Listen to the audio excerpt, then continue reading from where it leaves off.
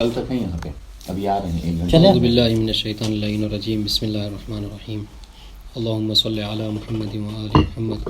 اقسام الوضع لا بد فی الوضع من تصور اللفظ والمعنى لأن الوضع حکم علی المعنى وعلى اللفظ ولا يصح الحكم على الشيء الا بعد تصوره ومعرفته بوجه من الوجوه ولو على نحو الاجمال.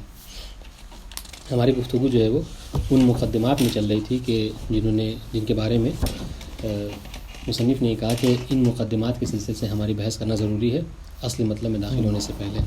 تو انہوں نے سب سے پہلے جو ہے وہ ذکر کیا وضع کے حوالے سے.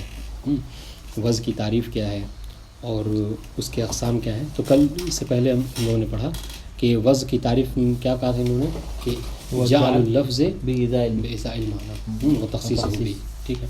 اس کے بعد کہا تھا کہ اس کی جو دو قسمیں ہیں باعتبار منشأ لفظ باعتبار منشأ تعینی اور تعینی. ہم نے کہا تھا کہ تعینی کیا ہے کہ کوئی واضح جائل جو ہے وہ ایک خاص لفظ کو خاص معنی کے لیے قرار دے اور اسے مخصوص کرنا. یہ ایک ہے. دوسری جو تعریف کیا کہ نہیں یہاں پہ منشأ جو ہے وہ کسی خاص واضح کی وجہ سے نہیں ہے بلکہ کثرت استعمال کی وجہ سے. ٹھیک ہے. لہٰذا ہو سکتا ہے کہ کوئی لفظ وضع کسی اور معنی کے لیے کیا گیا ہو لیکن کثرت استعمال کی وجہ سے اس سے اور معنی کے لیے, جیسا کہ لفظ صلاۃ اور پڑھا تھا. آج جو بتا رہے ہیں کہ وضع کی ایک اور قسم ہے وہ کیا ہے, اور یہ وضع تعینی کی قسم ہے, تعینی کی نہیں, یہ تعینی کی قسم ہے. 4 قسمیں یہاں پر وہ ذکر کریں گے وضع کی. اب یہاں پر سب لیکن اس کو جاننے سے پہلے ایک چیز ضروری ہے کہ وہ یہ کہہ رہے ہیں کہ وضع چونکہ ایک حکم ہے, یعنی وضع کرنا گویا کہ حکم لگانا. کیوں؟ اس لیے کہ دیکھیے جب آپ کہتے ہیں مثلا کسی کا بچہ پیدا ہوا وہ کہتا ہے کہ میں نے اس کا نام مثلا زید رکھ دیا یا عمر رکھ دیا. ٹھیک ہے. تو گویا کیا مطلب, یا پھر کسی لفظ کو آپ کسی معنی کے لیے معین کرتے ہیں, ہے نا. تو یہ کیا کہہ رہے ہیں, کہہ رہے ہیں یہ آپ کو لفظ کا معنی کے لیے معین کر دینا مطلب کیا ہے, آپ اس کو حکم لگا رہے ہیں. کیوں؟ اس لیے کہ آپ یہ نہ کہتے ہیں تعین تو عین تو جعل تو وضع تو, یہ ساری چیزیں کیا ہے کہ ایک طرح سے حکم لگانا ہے. تو اب حکم کیا ہوتا ہے, کہہ رہے ہیں حکم کے لیے ضروری ہے کہ آپ پہلے جس چیز کے لیے پر حکم لگانا چاہ رہے ہیں محکوم علیہ اور محکوم بھی دونوں کو تصور کریں. ٹھیک ہے. بنا اس کے تصور کے آپ حکم نہیں لگا سکتے. تو آپ یہاں پر وضع میں کیا کریں, حکم لگا رہے ہیں کہ ہم نے فلاں لفظ کو فلاں معنی کے لیے قرار دیا. ٹھیک ہے. اب تو یہاں پہ ضروری ہے کہ آپ پہلے لفظ کو بھی تصور کریں اور پھر معنی کو بھی تصور کریں, چونکہ بنا تصور کے نہیں ہو سکتا, یہ چیز نہیں ہو سکتی. ٹھیک ہے. تو ابھی کہنے اب یہ جو تصور ہے یہ تو ایک مقدمہ ختم ہو گیا کہ تصور پہلے ضروری ہے لفظ کا, کہ جس لفظ کو آپ قرار دینا چاہ رہے ہیں, اس طریقے سے معنی کا تصور بھی ضروری ہے کہ جس معنی کے لیے آپ قرار دینا چاہ رہے ہیں. لفظ کا مثلا زید اور وہ معنی جیسے وہ بیٹا جو آپ کا ہے خارج میں اس کے اوپر آپ تصور کرنا چاہ رہے ہیں. تو یہ آپ نے تصور کر لیا. اس کے بعد جو ایک بات کہہ رہے ہیں وہ یہ کہ یہ جو تصور ہے, ٹھیک ہے, اس میں 3 صورتیں ہو سکتی ہیں. ان میں سے کہہ رہے ہیں ایک یا تو اس تصور اس کا اجمالی, ٹھیک ہے, یا پھر تفصیلی یا پھر مجہول مطلق. تو اس میں علماء کا اتفاق ہے کہ مجہول مطلق کے اوپر آپ کبھی حکم نہیں لگا سکتے. مجہول مطلق کا تصور ایک ایسی چیز کہ جس کے بارے میں آپ کو کوئی علم ہی نہیں ہے, اگر انسان اس کا ذکر بھی کرے, ٹھیک ہے, تو آپ اس کو تصور نہیں کر سکتے. اس لیے کہتے ہیں مجہول مطلق کے اوپر حکم لگانا محال ہے, نہیں لگا سکتا انسان, کیونکہ تصور. ہاں یہ جو ہم کہہ رہے ہیں کہ تصور ضروری ہے, اس تصور ضروری سے کیا مراد لینا چاہ رہے ہیں, کہہ رہے ہیں اس تصور ضروری سے مراد ہماری وہ علم اجمالی ہی کافی ہے کسی شے کے اوپر حکم لگانے کے لیے. ضروری نہیں ہے کہ آپ تفصیلاً جو ہے حکم لگائیں. جیسے آپ یہ کہہ رہے ہیں کہ آپ نے خارج میں دیکھا کہ مطلب ایک انسان ہے, 2 ہاتھ ہیں 2 پیر ہیں, اس طریقے کا ہے, اس کے لیے آپ نے ایک لفظ انسان کو وضع کیا, لفظ انسان کو وضع کیا. تو ایک صورت یہ ہوتی ہے کہ کبھی کبھی آپ انسان کی تمام تر حقیقت کو جانیں کہ حیوان کیا ہے, ناطق کیا ہے, اس کی کیا صفات ہیں, اس کی کیا خصوصیات ہیں. ایک یہ علم ہے, تو اس کو ہم کہتے ہیں علم تفصیلی ہے. پوری تمام تر جتنی خصوصیات معلومات ہے سب آپ کو پتہ ہے, اس پر آپ حکم لگاتے ہیں. تو یہ تو حتماً جو ہے وہ اس پہ آپ حکم لگا سکتے ہیں. لیکن کبھی کبھی کہہ رہے ہیں کہ حکم لگانے کے لیے علم تفصیلی نہیں بلکہ علم اجمالی ہی ہونا کافی ہے. جیسے مثال طور پر اس کی مثال بھی انہوں نے دی ہے کہ آپ ہم دوسری مثال جو اس پہ انسان والی ہم نے دی ہے کہ آپ انسان کی خصوصیات اور اس کے تمام تر معلومات کو نہیں جانتے, بس یہ کہ جان رہے ہیں کہ ہاں ایک موجود ہے فلاں طریقے کا ہوتا ہے اور اس پر آپ حکم لگانا چاہ رہے ہیں کہ اس کے لیے میں نے لفظ زید کو وضع کیا ہے. علم اجمالاً پتہ ہے آپ کو. ٹھیک ہے. اور یا پھر اس کے علاوہ جو انہوں نے مثال دی ہے کیا کہ مثلا دور سے کوئی جو ہے وہ شبہ آپ دیکھ رہے ہیں، کوئی وہ صورت دیکھ رہے ہیں، کوئی نقش دیکھ رہے ہیں، اور اس کو آپ کو پتہ نہیں ہے ابھی فی الحال، پوری تفصیل نہیں معلوم ہے کہ یہ کس چیز کی صورت ہے، لیکن ہاں آپ جو دور سے آپ نے دیکھا تو سفید مثال کے طور پر آپ کو جو کیا ہے لگا کہ وہ پانی ہے، آپ نے کہہ دیا کہ وہ پانی ہے، بعد میں جب قریب شبہ یعنی صورت، سایہ صورت، اب جب آپ قریب پہنچے تو آپ نے دیکھا کہ نہیں یہ تو پانی نہیں ہے بلکہ کوئی اور سفید چیز ہے، تو آپ کا یہ حکم لگانا صحیح تھا یا نہیں تھا؟ کہہ رہے ہیں ہاں، چونکہ آپ کو اجمالاً علم تھا کہ یہ چیز بہرحال سفید ہے، کالی نہیں ہے، تو آپ بس یہی علم اجمالی جو ہے وہ حکم لگانے کے لیے کافی ہے۔ تو بس تمام باتوں کا خلاصہ کیا ہے کہ حکم لگانے کے لیے جو ہم پہلی بات یہ ہے کہ تصور ضروری ہے، دوسری چیز یہ کہ تصور اجمالی کافی ہے یا تصور تفصیلی ہونا ضروری ہے؟ میں نے کہا کہ نہیں، تصور اجمالی بھی حکم لگانے کے لیے کافی ہے۔ بات واضح؟ ہاں، ایک چیز کو خارج کیا کہ مجہول مطلق پہ حکم نہیں لگا سکتے۔ اب جب علم اجمالی تفصیلی واضح ہو گیا تو اب اس پہ ایک اور چیز جو تصور بے وجہ ہی، تصور بے نفس ہی، یہ ایک اصطلاح چونکہ آئے گی لہٰذا اس کو سمجھنا ضروری ہے۔ وہی بات ہے کہ علم اجمالی کو جب آپ کسی چیز کے بارے میں علم اجمالی رکھتے ہیں تو اس کو تصور بے وجہ ہی کہتے ہیں، یعنی آپ کو پوری تفصیل نہیں پتہ ہے لیکن آپ کو وجہ نہیں پتہ ہے کیا کہ ایک عام شے ہے کہ جو سفید ہے، لیکن آپ کو یہ نہیں پتہ ہے کہ وہ سفید چیز پانی ہے یا سفید کوئی کپڑا رکھا ہے، تو اس کو کیا کہتے ہیں؟ اس کو تصور بے وجہ ہی کہتے ہیں یا تصور اجمالی کہتے ہیں۔ اور تصور بے نفس ہی یا تصور تفصیلی کیا ہے کہ وہی آپ کو پوری تفصیل تمام تر خصوصیات اور حقیقت کا پتہ ہو، تو اسے کہتے ہیں علم تفصیلی۔ بات واضح؟ جی۔ اب اس کے بعد کریں اقسام وضع میں آئیے۔ اب جو آپ حکم لگا رہے ہیں جو وضع کر رہے ہیں، انہوں نے کہا کہ یہ 4 صورتوں سے متصور ہے، یعنی اس کی 4 صورتیں ہو سکتی ہیں، اور یہ ایک بات کریں کہ اور یہ تقسیم جو ہے یہ تقسیم عقلی ہے، یعنی حصر عقلی ہے۔ یعنی کیا مطلب؟ یعنی حصر عقلی کا مطلب یہ ہے کہ اس کی کوئی 5ویں صورت آپ کو تصور نہیں ہے، بس 4 ہی ہے، ہاں اس کی 5 ہی نہیں ہو سکتی۔ کیا جیسے تو آپ جو وضع کر رہے ہیں، ہم نے کیا کہا؟ ہم نے کہا کہ آپ کو وضع کرنے کے لیے ضروری ہے کہ آپ لفظ کا تصور کریں اور معنی کا تصور کریں، ٹھیک ہے؟ اس کے بعد آپ اس کو وضع کریں گے۔ تو انہوں نے کہا کہ 4 صورتیں ہیں، یا تو پہلی صورت یہ ہے کہ جس چیز کو آپ وضع کریں، جو لفظ ہے وہ لفظ خاص ہو اور جس کے لیے قرار دے رہے ہیں وہ بھی خاص ہو، ٹھیک ہے؟ اچھا، یہاں پہ ایک بات ضروری ہے، یہاں پہ جب خاص کہہ رہے ہیں آپ یہاں سے خاص سے مراد عام نہ لیجیے، یہ ضروری واضح ہونا چاہیے، کیونکہ ابھی بار کہیں گے کہ تصور خاص اور وہ وضع خاص، موضوع خاص، وضع عام، تو یہاں پہ یہ عام اور خاص سے مراد وہ عموم خصوص والی بات نہیں ہے، بلکہ یہاں پہ عام خاص سے مراد کیا ہے؟ کلی اور جزئی ہے، ٹھیک ہے؟ تو اب نے کیا کہا؟ دیکھیے کہ پہلی صورت کیا ہے کہ وضع خاص ہو اور موضوع لہو خاص ہو، یہ پہلی قسم۔ کیا مطلب؟ یعنی یہ کہ جس لفظ کو آپ نے تصور کیا ہے وہ خاص ہو، یعنی کیا؟ جزئی ہو، جیسے لفظ زید ایک جزئی ہے، آپ لفظ زید کو ایک جماعت ہے، ہم سب پہ جو ہے زید کا اطلاق نہیں ہو سکتا، کسی ایک پر ہو سکتا ہے، تو یہ آپ جس لفظ کو تصور کریں وہ خاص، اور جس کوئی ایک خارج میں ایک لڑکا ہے، ایک بچہ ہے، اس کو آپ زید کے نام سے پکارنا چاہیں، اس کے لیے زید کا لفظ وضع کرنا چاہیں، تو اس کو کیا کہیں گے؟ اگر اس طریقے سے ہے کہ وضع خاص اور موضوع خاص، جس کو ہم کہتے ہیں اصطلاح میں کہ وضع خاص اور موضوع خاص ہو جائے، یعنی اگر لفظ خاص اور معنی بھی جو ہے وہ جو متصور کیا آپ نے وہ بھی خاص۔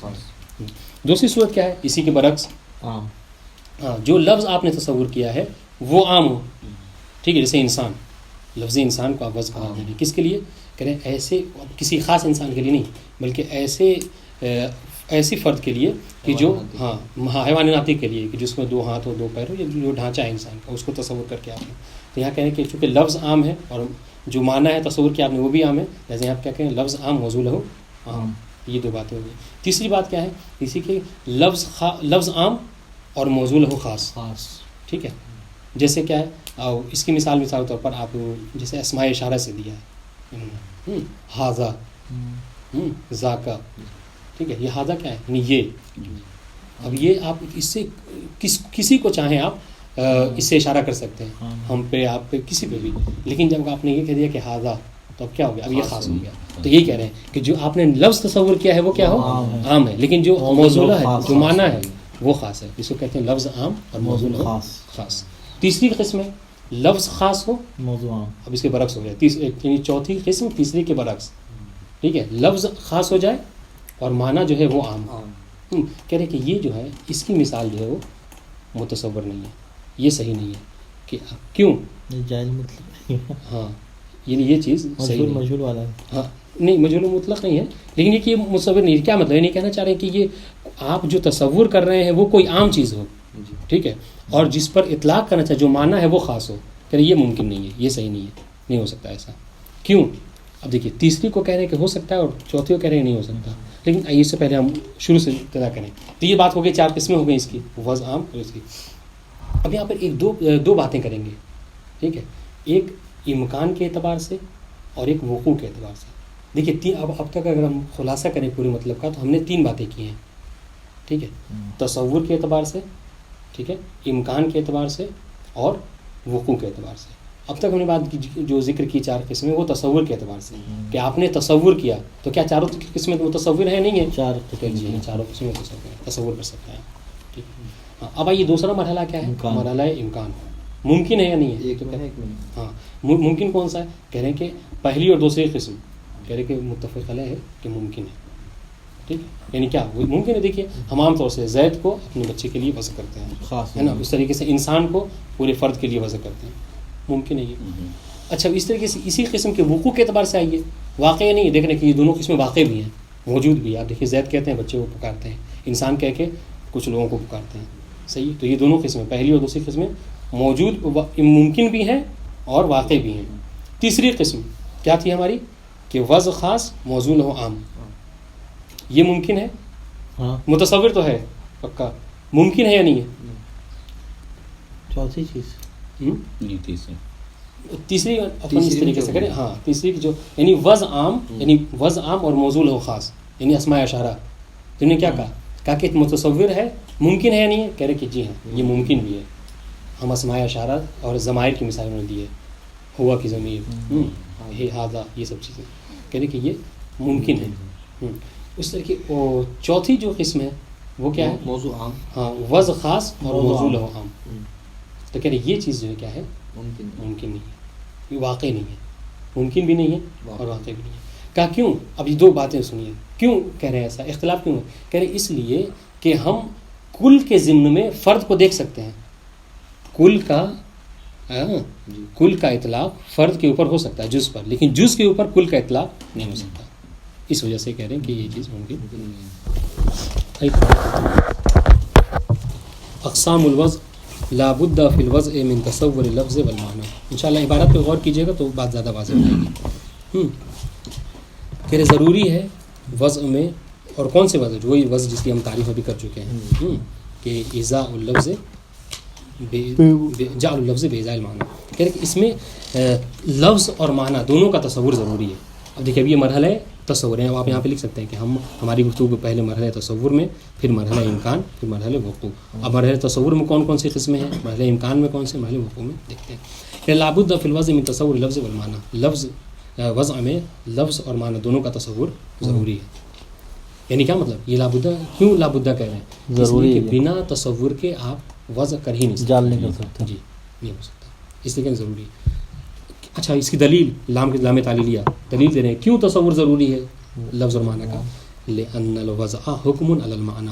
اس لیے کہ وضع جو ہوتا ہے وہ کیا ہے؟ گویا کہ آپ معنی کے اوپر حکم لگا رہے ہیں وضع کے ذریعے سے.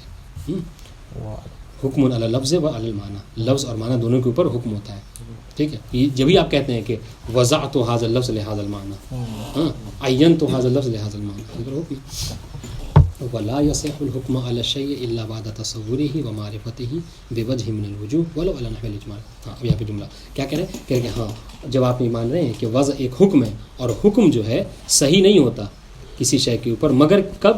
جب آپ جس شے پہ وہ حکم لگانا چاہ رہے ہیں اس کو تصور کر لیں, اس کی معرفت حاصل کر لیں. ہاں ہم یہ نہیں کہہ رہے ہیں کہ وہ جو معرفت اور تصور ہے وہ تصور تفصیلی ہی ضروری ہے, وہ معرفت تفصیلی ہی ضروری ہے. نہیں, علم تفصیلی ہونا آپ کو ضروری نہیں ہے, بلکہ بوجہ من الوجوہ, چاہے وہ علم اجمالی اور ولو علی نحو الاجمال ہی کیوں نہ ہو, لیکن ہاں علم اجمالی ضروری ہے, کم سے کم علم اجمالی آپ کے پاس ہونا ضروری ہے, تصور اجمالی ضروری ہے. لأن تصور الشیء قد یکون بنفسہ. اب یہاں پر کہہ رہے کیوں کہہ رہے ہیں کہ علی نحو الاجمال جو ہے وہ ضروری ہے, یعنی کم سے کم نحو اجمال آپ تصور کریں تب آپ حکم لگا سکتے ہیں. یہ لام کی تعلیل کیوں؟ اس لیے کہ اب یہاں پہ تصور کی 2 قسمیں بتا رہے ہیں. تصور لأن تصور شے قد یکون بنفسہ وقد یکون بوجہ. تصور شے جو ہے وہ کبھی بنفسہ ہی ہوتا ہے اور کبھی بے وجہ ہی ہوتا ہے. کوئی آپ سے امتحان لینا چاہے پوچھ سکتا ہے کہ بھائی یہ بتائیے جو بے نفس ہی تصور ہے اور بے وجہ تصور سے کیا مراد ہے؟ ہم نے اس سے پہلے بتایا بے نفس ہی کا کیا مطلب، یعنی یہ کہ جس کے اوپر آپ حکم لگانا چاہ رہے ہیں اس کی تمام تر تفصیلات کو جانا. ٹھیک ہے، آپ کو زید کے اوپر حکم لگانا ہے، زید کی تمام تر معرفت بے نفس ہی، بے نفس زید کیا ہے اس کی حقیقت اور خصوصیت کو. اچھا بے وجہی کا کیا ہے کہ نہیں آپ کو زید کے اوپر حکم لگانا ہے تو آپ بے وجہی کا مطلب بے نفس ہی تو زید کی تفصیلات آپ جانیں. بے وجہی کا کیا ہے کہ آپ زید کے بارے میں نہیں جان رہے ہیں لیکن یہ پتہ ہے کہ زید انسان ہے، مثلا زید انسان ہے تو آپ کو انسان کے بارے میں علم ہے. زید مرد ہے، آپ کو رجل کے بارے میں سب علم ہے تو اب آپ وہاں پر رجل، چونکہ زید رجل ہے، اب رجل کی معرفت کی وجہ سے آپ زید کو حکم لگا سکتے ہیں. تو کہ یہی تصور بے وجہ ہی ہے. بات واضح ہے کہ بے نفس ہی اور بے وجہ ہی کا بے نفس یعنی خود جس پر حکم لگا رہے ہیں آپ اس کی تفصیل کو جانیں. بے وجہ ہی کہ یہ جس پر حکم لگانا چاہ رہے ہیں یہ اگر کسی عام چیز کے ضمن میں آ رہا ہے، جیسے زید ہے یہ کیا ہے مرد رجل، اس کے ضمن میں آ رہا ہے تو آپ رجل کی معرفت ہے آپ اس وجہ پہ لگا سکتے ہیں. بات واضح ہے. اس کی مثال ہم یہ بھی کہہ سکتے ہیں، مثال تو ایک کبھی ہوتا ہے کہ مثلا کسی شخص کے اوپر کہ جو نجف میں ہے آپ اس پر حکم لگانا چاہ رہے ہیں تو ایک طریقہ یہ ہوتا ہے کہ آپ اس کے بارے میں جانیں کہ یہاں کا رہنے والا ہے اور اتنے سال سے رہ رہا ہے. ایک طریقہ یہ. دوسرا طریقہ یہ کہ نہیں آپ طلاب نجف کے اوپر کے جانتے کہ وہ شخص طالب علم ہے یہاں نجف میں، اب اس جو طلاب نجف اس کے اوپر حکم لگا رہے ہیں تو اس میں وہ بھی داخل ہو جائے گا. تو یہ تصور بے وجہ ہی ہے اور پہلا والا تصور بے نفس ہی تھا. بات واضح ہے جی. ہاں بے نفس ہی تفصیلی، بے وجہ ہی اجمالی ہے. لیکن خود ہی بتا رہے ہیں وقد یکون بے نفسی وقد یکون بے وجہ. اب اے تفسیریہ تفسیر کر رہے ہیں بے وجہ سے کیا مراد ہے. اے بے تصور عنوان عام ینطبق علیہ و یشار به الیہ. ٹھیک ہے، کیا مطلب ہے وجہی کا؟ دیکھیے وجہی کی تفسیر کر رہے ہیں. وجہی کا یعنی یہ کہ ایک عام تصور کا، ٹھیک ہے، ایک عام عنوان کا تصور کرنا. کیسا عام عنوان؟ وہ ایسا عام عنوان کہ جو اس شخص کے اوپر جو جس پر حکم لگانا چاہے وہ اس پر منطبق ہو رہا ہو. جیسے آپ نے کیا کیا تھا، زید پر آپ کو حکم لگانا تھا، آپ نے کیا کیا، انسان کے بارے میں آپ نے معرفت حاصل کی. آپ کو معلوم ہے کہ انسان کیا ہوتا ہے اور زید یہ بھی جانتے ہیں کہ زید انسان ہے. بس انسان کو جاننا کافی ہے زید پہ حکم لگانے کے لیے. کیوں؟ اس لیے کہ یہ جو عنوان عام ہے انسان یہ زید کے اوپر منطبق ہو رہا ہے. آپ کہہ سکتے ہیں کہ زید انسان، اشارہ کر سکتے ہیں کہ حاذا انسان زید، خود کافی ہے. تو یہ بے وجہ ہی ہے. بات واضح. عبارت دیکھیے وقد یکون بے وجہ ہی. اے بے وجہ کیا مطلب، یعنی بے تصور عنوان عام کے ایک عام عنوان کا تصور کیجئے. اور کیسا عام عنوان؟ یعنی ایسا عام عنوان. اب یہ نہیں کہ حکم لگانا ہے زید کے بارے میں اور آپ پہاڑ کے بارے میں یعنی جسم کے بارے میں یا کسی اور چیز کے بارے میں وہ کر رہے ہیں، پتھر کے بارے میں حکم لگانا نہیں. ایسا عنوان عام جو اس پر منطبق ہو ینطبق علیہ، جو اس شخص جو اس کے اوپر کیا ہے منطبق ہو وجہی کے اوپر جس پہ آپ حکم لگانا چاہ رہے ہیں. وہ یشار به الیہ، اور اس کے ذریعے سے آپ اشارہ کر سکتے ہیں اس کی طرف. اذ یکون ذلک العنوان العام مرآۃ وکاشف عنہ. کیوں؟ اس لیے کہ یہ جو عنوان عام ہے انسان ہو یا رجل آپ نے جو فرض کیا ہے یہ عنوان عام کیا ہے، یہ آئینہ قرار پائے گا کس کے لیے؟ اس شخص کے لیے، اس ذات کے لیے. ٹھیک ہے، اور اس کے لیے کاشف ہوگا. کاشف یعنی کیا مطلب؟ یعنی کشف کرنے والا ہوگا، اس کو بتانے والا ہوگا. جی کما دیکھیے ابھی اس کی مثال سے بات واضح کر رہے ہیں کہ آپ اگر یہ بات نہیں سمجھ میں آئی تو مثال سے دیکھیے ہم کیسے ایک عام عنوان کو تصور کر کے حکم لگا رہے ہیں. دیکھیے مثال کما اذا حکمت علی شبح، ایک سایہ آپ نے دیکھا ایک دور سے اور اس پر آپ نے حکم لگایا من بعید انہ ابیض. دور سے ایک چیز آپ کو دیکھی تو آپ نے کہا کہ انہ ابیض، یہ حکم لگا دیا آپ نے انہ ابیض، ہاں کہ وہ سفید ہے. مطلب وانت لا تعرفہ بنفسی، اور اب آپ کیا ہے، آپ کی حالت یہ ہے کہ آپ بے نفس نفیس اس کو نہیں جانتے. بس یہ ہاں یہ جاننا نہیں، یہ تو ہے کہ سفید ہے لیکن بے نفس نفیس کیا ہے نہیں معلوم. بے نفس انہ ای شیء ہوا کہ وہ کیا ہے نہیں جانتے. واکثر ما تعرف انہ شیء من الاشیاء، ہاں آپ زیادہ سے زیادہ یہ جانتے ہیں کہ اشیاء میں سے کوئی ایک شے ہے، ہو سکتا ہے انسان ہو سکتا ہے حیوان ہو سکتا ہے کچھ بھی ہو، لیکن یہ کہ ہے سفید ہے، وہ اتنا جان رہے ہیں. تو کہ یہی عنوان عام جو سب منطبق ہو رہا ہے وہی کافی ہے. اکثر ما تعرف انہ، آپ اس کے بارے میں جو زیادہ سے زیادہ معلومات رکھتے ہیں وہ یہ کہ انہ شیء من الاشیاء او حیوان من الحیوانات، یا تو وہ اشیاء میں سے کوئی ایک شے ہے یا حیوانات میں سے کوئی ایک حیوان ہے. فقط صح حکمک علیہ، تو آپ کا یہ حکم لگانا ہے اس کے اوپر صحیح ہوگا کہ بانہ ابیض، کہ وہ سفید ہے. ما انک لم تعرف ولم تتصور بنفسی، جبکہ آپ بے نفس نفی اس کے بارے میں نہیں جانتے. ہو سکتا ہے کہ وہ حیوان بھی ہو سکتا ہے کہ وہ شے ہو، کوئی شے ہو. ٹھیک ہے. وانما تصورته بعنوان انه شيء او حيوان لا اکثر بل واشرت به الیہ، بلکہ آپ نے جو تصور کیا ہے وہ بس اتنا تصور کیا ہے کہ وہ ایک عنوان ہے. انما تصورت بعنوان انه، آپ نے یہ تصور کیا کہ وہ ایک شے ہے جو کہ عام، دیکھیے ایک عام ہے شے، اس کو منطبق ہو سکتا ہے. حیوان ایک عام عنوان ہے، ہو سکتا ہے اس کو منطبق ہو رہا ہو. لا اکثر واشرت به الیہ، اور اسی عنوان عام سے آپ نے اس کے اوپر اشارہ کر دیا. بات واضح. تو اب تک کیا ہم نے پڑھا؟ ہم نے پڑھا کہ حکم لگانے کے لیے ضروری نہیں ہے کہ آپ کسی شے کے بارے میں بے نفس ہی تفصیلی علم رکھیں، بلکہ بے وجہ ہی اجمالی علم بھی اتنا کافی ہے. اب بے وجہ ہی سے کیا مراد ہے؟ کہ ایک عام عنوان کو جانیے، اور ایسا عام عنوان کہ جو اس ذات کے اوپر ثابت ہے. وَهَذَا مَا يُسَمَّى بِهِ يُسَمَّى فِي عُرْفِهِمْ تَصَوُّرُ الشَّيْءِ بِوَجْهِهِ. تو اب اگر کوئی آپ سے یہ پوچھے کہ تصور الشیء بوجہی کا کیا مطلب ہے اور تصور الشیء بے نفسہی کا کیا مطلب ہے، تو آپ اس کو آرام سے کلیئر کر سکتے ہیں. وَهُوَ كَافٍ لِصِحَّةِ الْحُكْمِ عَلَى الشَّيْءِ، اور یہی ہوا کس جگہ پلٹے گی؟ تصور الشیء بوجہی. تصور الشیء بوجہی، یہی تصور الشیء بوجہی، یہی جو ہے کسی شے کے اوپر حکم لگانے کے لیے کافی ہے. ضروری نہیں ہے تصور الشیء بے نفسہی ضروری ہو، نہیں. وَهَذَا، اب دیکھیے یہاں پہ وَهَذَا بِخِلَافِ الْمَجْهُولِ مَحْضًا، اور یہ کس کے مقابلے میں؟ یہ مجہول محض یا مجھ کو مجہول مطلق، اس کے برخلاف ہے. فَإِنَّهُ لَا يُمْكِنُ الْحُكْمُ عَلَيْهِ أَبَدًا، آپ مجہول محض کے اوپر، ٹھیک ہے، یا مجہول مطلق کے اوپر جو ہے حکم نہیں لگا سکتے. ٹھیک ہے. وَعَلَى هَذَا فَإِنَّهُ يَكْفِينَ فِي صِحَّةِ الْوَضْعِ لِلْمَعْنَى أَن نَّتَصَوَّرَهُ بِوَجْهِهِ كَمَا لَوْ كُنَّا تَصَوَّرْنَاهُ بِنَفْسِهِ. اب تک کہنے کا مطلب کیا تھا؟ چونکہ آپ وضع کر رہے ہیں، اور ہم نے کہا تھا کہ وضع میں حکم ضروری، آپ وضع میں جو ہے وہ حکم لگاتے تو تصور ضروری ہے. تو بس یہ بتانا چاہ رہے تھے کہ وہ جو ہم کہہ رہے ہیں کہ لا بد من تصور ہی، یہ میری تصور سے کیا مراد ہے؟ بس آپ کو یہ بتانا تھا اب تک مقصد کہ ہم جو تصور لازم قرار دے رہے ہیں آپ کے اوپر، یہ تصور ضروری نہیں کہ بے نفس ہی ہو، بلکہ بے وجہ ہی کافی. وَعَلَى هَذَا فَإِنَّهُ يَكْفِينَا، بس اس بنیاد پر ہمارے لیے کافی ہے فی صحۃ الوضع للمعنی، کہ معنی کے لیے کسی لفظ کے وضع کرنے کے لیے اتنا ہی کافی ہے. کیا کہ ان تصور ہو بے وجہ ہی، کہ ہم اس کو بے وجہ ہی تصور کریں. جی. کما لو کننا تصا، جس طریقے سے ہم اس کو بے نفس ہی تصور کرتے ہیں. بے نفس ہی تصور پہ تو حتماً آپ حکم لگا سکتے ہیں، آپ کو تمام تر خصوصیات کا علم ہے.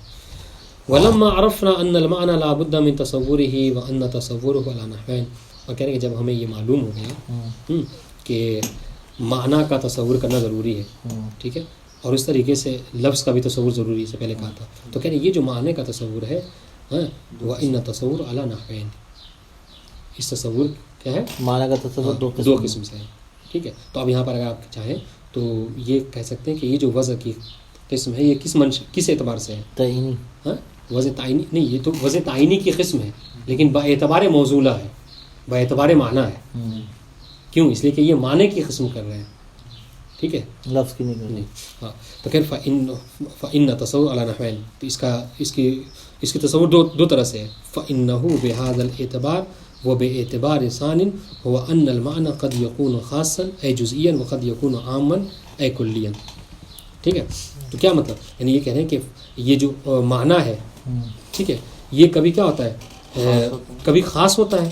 یعنی اب دیکھیں خاص اے جزئیاً کہہ رہے ہیں، جب آپ کہا تھا یہاں پہ خاص سے مراد آپ وہ عام خاص والی بات نہیں، خاص ہی نہیں، وہ جزئی، اور عام کہہ رہے ہیں تو مطلب کلی. ہاں، یہ کبھی جزئی ہوتا ہے، وقد یکون عاما اے کلی.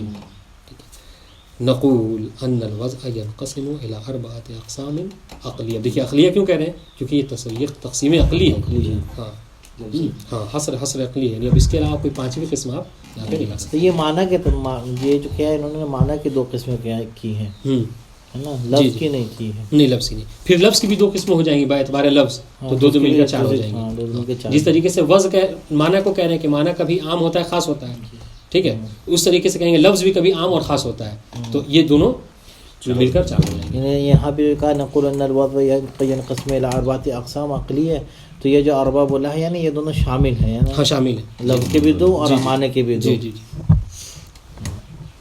ہاں، تو یہ دیکھیے چار قسمیں کریں. ان یکون المعنى المتصور جزئیا والموضوع له نفس ذلك الجزئی. ٹھیک ہے، کہ معنی جو وہ معنی کہ جس کو آپ نے تصور کیا ہے وہ کیا ہو، جزئی ہو، ٹھیک ہے، جیسے وہ بچہ خارج میں، ٹھیک ہے، ہاں، والموضوع له نفس ذلك الجزئی، اور جو لفظ آپ قرار دے رہے ہیں اس کے لیے، اس بچے کے لیے، وہ بھی کیا ہو، جزئی ہو. موضوع سے مراد لفظ ہے. ہاں ہاں ٹھیک ہے. تو یہ کیا ہو، جب دونوں جزئی ہوں گے تو کیا ہوگا، اے ان الموضوع له، یعنی موضوع کیا ہو، معنی متصور بنفسه لا بوجهه، کہ جو موضوع ہے وہ معنی متصور ہو بنفسه لا بوجهه، یعنی کیا مطلب یہاں پہ تفصیل، ہاں جزئی ہے، آپ کے بارے میں پوری تفصیل آپ کو پتہ ہے. ہے. ہم نے کیا دیکھیے کیوں، اچھا یہاں پہ آپ صرف سوال دیکھیں، آپ سمجھ رہے نہیں سمجھ رہے، انہوں نے کیا کہا، انہوں نے کہا یہ سوال ہے، سنیے گا، انہوں نے کیا کہا کہ اے ان الموضوع له معنی متصور بنفسه لا بوجهه. ہم کہہ رہے ہیں کہ یہاں پر کیوں یہ کہہ رہے ہیں کہ معنی جو متصور ہے وہ بنفسه بوجهه نہیں ہے، کیوں؟ اس میں ہم کہیں گے ابھی تو آپ یہ کہہ گئے، ابھی آپ یہ کہہ کے آ رہے ہیں کہ بے وجہ ہی کافی ہے، لیکن آپ یہاں پہ بے نفسی کیوں کہہ رہے ہیں؟ کیونکہ دونوں چیزیں جزئی ہیں. جزئی میں کیا ہے، تفصیلی معلومات ہو جائے گی، کسی خاص چیز کے بارے میں بات ہو رہی ہے. عام کی بحث نہیں ہے، جزئی بحث، عام کی بحث نہیں ہے. کیوں؟ اس لیے کہ ہم نے بے وجہی میں کیا کہا تھا، بے وجہ میں ہم نے یہ کہا تھا کہ فرد پر حکم لگانے کے لیے آپ ایک عنوان عام کو تصور کریں گے، ایسا عنوان عام کے جو اس پر منطبق ہو رہا ہے. جب آپ وضع خاص کر رہے ہیں کسی خاص کے لیے تو آپ نے عام کو تصور ہی نہیں کیا ہے، لہٰذا وہ خارج ہو گیا. بات سمجھ میں آ رہی ہے کیا کہنا چاہ رہے ہیں؟ ہاں، بے وجہی میں ایک عنوان عام کا تصور کرتے ہیں، جب آپ دونوں خاص ہیں، لفظ بھی خاص ہے، معنی بھی خاص ہے، تو گویا آپ نے عام کا تصور ہی نہیں کیا. بے وجہی میں عام کا تصور ہوتا ہے، عنوان کا تصور ہوتا ہے. جی احسن تم، ٹھیک ہے. تو یہ اس لیے کہہ رہے ہیں، تو اس لیے کہہ رہے ہیں، کیا کہا کہ یہاں پہ جو موضوع ہے وہ کیا ہے، موضوع معنی متصور بنفسہ ہی، وہ جو معنی ہے وہ معنی متصور بنفسہ ہی ہے، لا بے وجہ ہی، بے وجہ نہیں ہے. وَيُسَمَّى هَذَا الْوَضْعُ الْوَضْعُ خاص والموضوع له خاص. ٹھیک ہے. اس کی مثال کیا دینا چاہتے وہ اسماء علم جو آپ مطلب نام رکھیں. دوسرا ان یکون المتصور کلیا، ٹھیک ہے، کہ جو متصور ہے وہ کلی ہو، یعنی معنی جی، والموضوع له، اور جو لفظ ہے وہ کیا ہو، نفس ذالک الکلی، لفظ بھی جو کیا ہو، کلی ہو. اے تفسیر ان الموضوع له کلی متصور بنفسه لا بوجہہ، کہ جو موضوع ہے وہ کلی ہو اور کیا ہو، یہاں پہ بنفسہ ہی ہو، لا بوجہہ. ٹھیک ہے. اب یہاں پہ پھر سوال آپ سے کہ چلو بھیا وہاں پہ تو چلی بات صحیح تھی آپ کی، ہاں، کہ وہاں پر عنوان عام کا تصور انہوں نے نہیں کیا تھا، اس لیے انہوں نے کہا کہ ہم یہاں پر بے نفسہ ہی کہہ رہے ہیں. لیکن اب یہاں پہ تو عنوان عام کا تصور کیا ہے، پھر کیوں نہیں بے وجہ ہی کہہ رہے ہیں، پھر یہاں کیوں بے نفسہ کا سوال سمجھ میں آ رہا؟ نہیں سمجھے سوال؟ سمجھے؟ دوہرا دیں پھر سے. نہیں سمجھا. ہاں، تو پھر یہاں پر کیوں نہیں بے وجہ ہی کہہ رہے ہیں، میرا یہ سوال ہے. وہی کہ عام نہیں والی، اب یہاں خاص نہیں ہے، کلی ہو رہی ہے. یکون متصور کلی ہے، وہاں پر کلی نہیں تھا، جزئی تھی، یہاں پہ کلی ہے. دیکھیے وہاں پہ، ہاں وہاں پہ کیا تھا، وہاں پہ عام عنوان عام کو تصور کر کے حکم جو لگایا تھا عام پر نہیں لگایا تھا، جز پہ لگا رہے تھے، جز پہ لگا دیا تھا. اب یہاں دونوں کلی ہو رہی ہے. لیکن یہاں پر کیا ہے، عام کا تصور کر کے عام پر ہی حکم لگا رہے ہیں. مطلب کیا ہے، مطلب یہ کہ عام کو بنفس نہیں پورا جانتے ہیں، پوری تفصیل جانتے ہیں، تب جا کے آپ اس کو حکم لگا رہے ہیں. عام کو تفصیل. جی بات واضح ہے. ہاں، اس لیے یہاں پر بے وجہ ہی نہیں کہہ رہے، اس کو سمجھنا ضروری ہے. اے ان الموضوع له معنی متصور بنفسه لا بوجہ. ٹھیک ہے. عفوا اے ان الموضوع له کلی متصور بنفسه لا بوجہ. ويسمى هذا القسم الوضع عام والموضوع له عام. جیسے اس کی مثال کیا ہے، اسماء اجناس، یہ جو آپ مثال ہے، انسان، حیوان، اس طرح کی چیزیں. تیسری قسم ان یکون المتصور کلیا، کہ جو معنی ہو وہ کلی ہو، والموضوع له افراد ذالک الکلی لا نفس ہو. اب یہاں پر وہ جو آپ جس کے لیے وضع کر رہے ہیں، ٹھیک ہے، وہ کیا ہو، وہ افراد ہوں اس کلی کے، خود کلی نہ ہو. ٹھیک ہے. جیسے انسان، ہاں نہیں، ضمیر انسان کا تصور کر رہے ہیں آپ، لیکن حکم زید کے اوپر لگا رہے ہیں. ہاں. اے ان الموضوع له، جس کے لیے آپ قرار دے رہے ہیں موضوع، وہ کیا ہو، جزئی ہو، غیر متصور بے نفس ہی بل بے وجہ، بل وہ کیا ہو، بے نفس ہی متصور نہ بلکہ بے وجہ ہی متصور ہو. ٹھیک ہے. اب یہاں پر سوال وہی کہ کیوں یہاں پر بے نفس، اب یہاں پر کیا کہا، ابھی انہوں نے بے نفس ہی نہیں کہا، یہاں پہ بے وجہ ہی کہا. کیوں؟ عام کر کے. ہاں یہاں پر دیکھیے وہ والی مثال بالکل صادق آ رہی ہے، تعریف کہ عام کا تصور کر رہے ہیں اور حکم افراد کے اوپر لگا رہے ہیں. تصور کہہ رہے ہیں انسان کا، رجل کا، کہ جو عام ہے عنوان ہے، اور حکم جو ہے وہ زید کے اوپر، امر کے اوپر، بکری کے اوپر لگا رہے ہیں.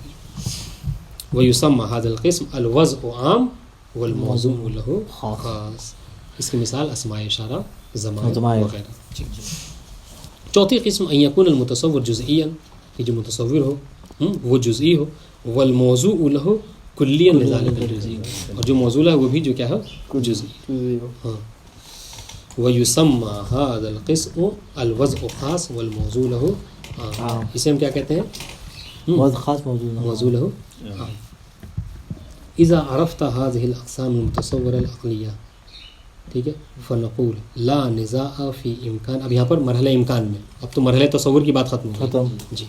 اب کہہ رہے ہیں مرحلہ امکان میں آئیے، کہتے ہیں نقول لا نزاع فی امکان الاقسام الثلاثه الاولى. ٹھیک ہے، شروع کی جو تین قسمیں ہیں، چوتھی قسم کو چھوڑ کر، چوتھی قسم یعنی کہ وضع خاص اور موضوع له عام کو چھوڑ کر، شروع کی جو تین قسمیں ہیں، وضع خاص موضوع له خاص، وضع عام موضوع له عام، ٹھیک ہے، اور وضع عام موضوع له خاص، یہ تینوں کو چھوڑ کر، ٹھیک ہے، یہ تینوں کیا ہے؟ ممکن ہے. ٹھیک ہے، کما لا نزاع، لا نزاع مطلب کیا نہیں، لا خلاف، اس میں علماء اختلاف نہیں ہے، فی وقوع القسمین الاولین، شروع کی جو دو قسمیں ہیں، وضع خاص موضوع له خاص، وضع عام موضوع له عام، یہ واقع بھی ہیں. ایک امکان، ایک مرحلہ امکان ہوتا ہے کہ ممکن ہے یا نہیں ہے، ایک ہوتا ہے مرحلہ وقوع، خارج میں موجود، وقوع نہیں کیا خارج میں موجود ہے یا نہیں ہے، تو ہم دیکھتے ہیں خارج میں موجود بھی ہیں. ٹھیک ہے، یہ دونوں قسمیں شروع کی، وضع خاص موضوع له خاص، وضع عام موضوع له عام، خارج میں. وہ مثال الاول، اول سے کیا مراد ہے یہاں پہ؟ اول والا وضع خاص و موضوع خاص. ہاں اصل وضع خاص موضوع له خاص. الاعلام الشخصیہ، لوگوں کے نام، جعفر، جیسے محمد، علی، جعفر، یہ سب کیا دیکھیں، یہ کیا ہے؟ یہ وضع، یہ کون سی وضع ہے؟ یعنی وضع کی کون سی قسم ہے؟ وضع خاص موضوع جیسے خاص. آپ، ہاں وضع خاص موضوع خاص، علی، محمد، یہ سب. ومثال الثانی اسماء الاجناس، وضع عام موضوع له عام. ہاں اصل تو یہ والی دو قسمیں، وضع عام موضوع عام. اسماء اجناس، جنسوں کے نام جو ہوتے ہیں، ماں، پانی، آسمان، ستارے، انسان، حیوان، یہ سب کیا دیکھیے وضع عام موضوع له عام. تو یہ بات واضح ہوگی. وَإِنَّمَا النِّزَاعُ وَقَعَ فِي أَمْرَيْنِ، دو چیزوں میں نزاع ہے. الاول فی امکان القسم الرابع، کہ قسم رابع جو ہے یعنی وضع خاص ہو موضوع ٹھیک، عام. اور موضوع له جو ہے وہ عام ہو. ٹھیک ہے، یعنی خاص کو تصور کر کے آپ عام کے لیے اس کو کیا کریں؟ وضع کریں. یہ ممکن ہے یا نہیں ہے، اس کے امکان کے بارے میں قسم رابع کے. والثانی، اور دوسری نزاع جو ہے وہ کیا اختلاف ہے؟ فی وقوع الثالث بعد التسلیم بامکانہ، کہ تیسرے کو ممکن تو مانا ہے لوگوں نے، لیکن وہ واقع ہے خارج میں یا نہیں ہے، اس میں اختلاف ہے. ٹھیک ہے، تو ان دونوں کو تفصیل سے بیان کریں گے. والصحیح عندنا استحال، مصنف کہہ رہے کہ آپ کا کیا اختیار ہے. دیکھیے آپ مطلب چار قسموں میں سے دو کے بارے میں تو آپ نے اتنی رائے بتا دی، ٹھیک ہے، کہ امکان اور وقوع و تصور دونوں میں پایا جاتا ہے، شروع کے دو میں. ٹھیک ہے، اور امکان جو ہے وہ دونوں شروع کے دونوں میں پایا جاتا ہے، وقوع بھی پایا جاتا ہے. لیکن آپ اس کے بارے میں کیا، جو اختلافی مسئلہ ہے، اختلافی کیا ہے؟ قسم رابع کے امکان میں اور قسم ثالث کے وقوع میں. یہ جو اختلافی، اس میں آپ کی کیا اختیار، آپ نے کیا اختیار کیا ہے؟ مصنف یہاں سے والصحیح عندنا اپنی رائے بتا رہے ہیں کہ استحالۃ الرابع، قسم رابع جو کیا ہے محال ہے.